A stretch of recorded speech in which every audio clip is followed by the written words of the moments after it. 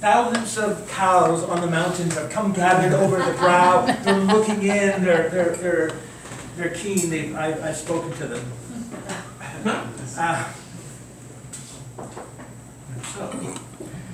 Now that I've set the tone, I'd like to read a few stories. Some of these are in this book. Some of them are longer stories, but I thought I'd read a combination of some really short stories, and a couple that are a little bit longer. Just to kind of give you a sense. I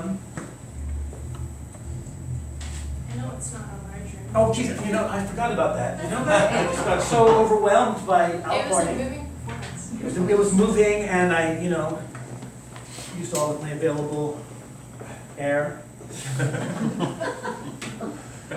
Also, I think I should have got new plumbing pipes rather than just using the ones from my house. Also, so that's another thing. That's good to know for next time. Okay. This is a love story.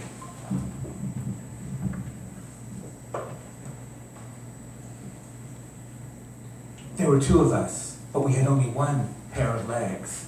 We took turns walking. I'd walk into the park that was crammed with leaves and butterflies and good smells. Then I'd walk home and tell you about it. Later, you'd walk to the mall. Wait a second.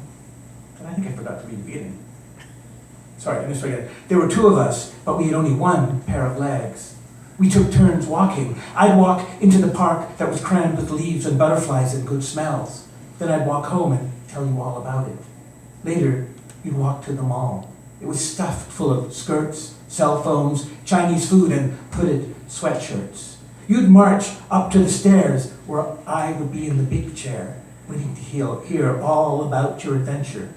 I'd put down my newspaper, and you'd tell me everything. Ginger chicken. Really? Some might wonder why we couldn't just share one leg each. We tried. We learned to hop.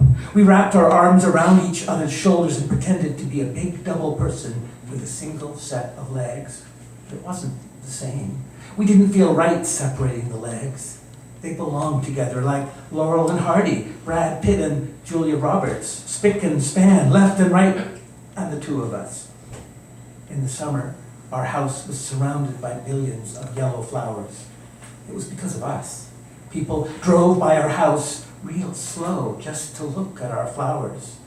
In spring, you'd take the legs out into the garden and dig a bunch of holes. Then you'd walk in and have a glass of lemonade at the kitchen table and wipe your sweaty brow. Ah, you'd say. Your turn, you'd say. And I'd take the legs and carry out armfuls of flowers. I'd stick the bulbs into the millions of holes that you dug. Look, you forgot the shovel. beside the apple tree. It's okay. I'll carry it to the garage. I have the legs. We bought shoes online so that we could both be involved in the selection of footwear. I preferred the convenience of Velcro, but you, if you had your druthers, would opt for classic lace-ups. It was black for me, white for you. Invariably, we settled on slip-ons in light brown.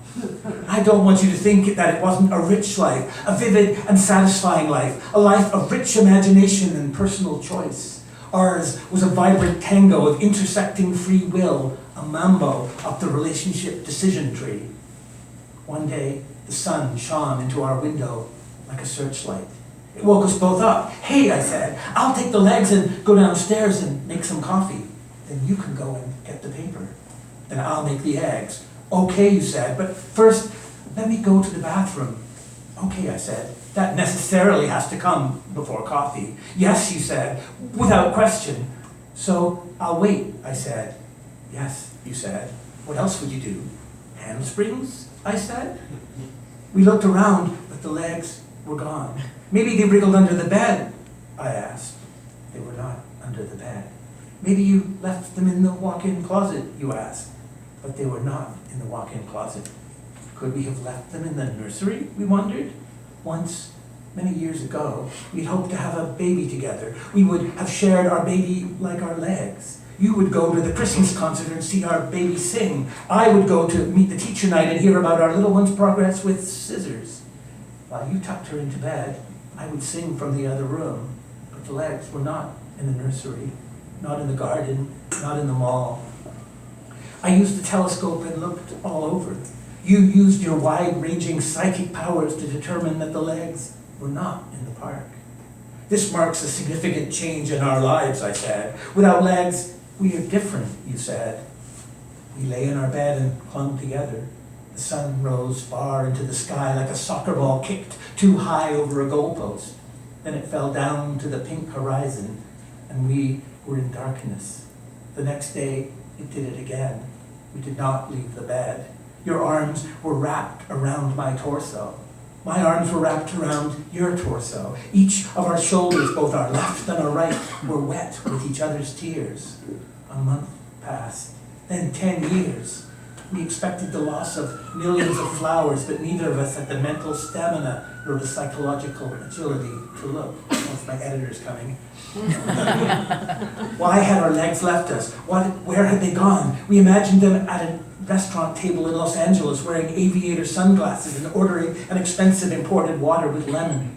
Maybe they were in India helping the poor. A pair of legs could make a difference there, we reasoned. A significant difference.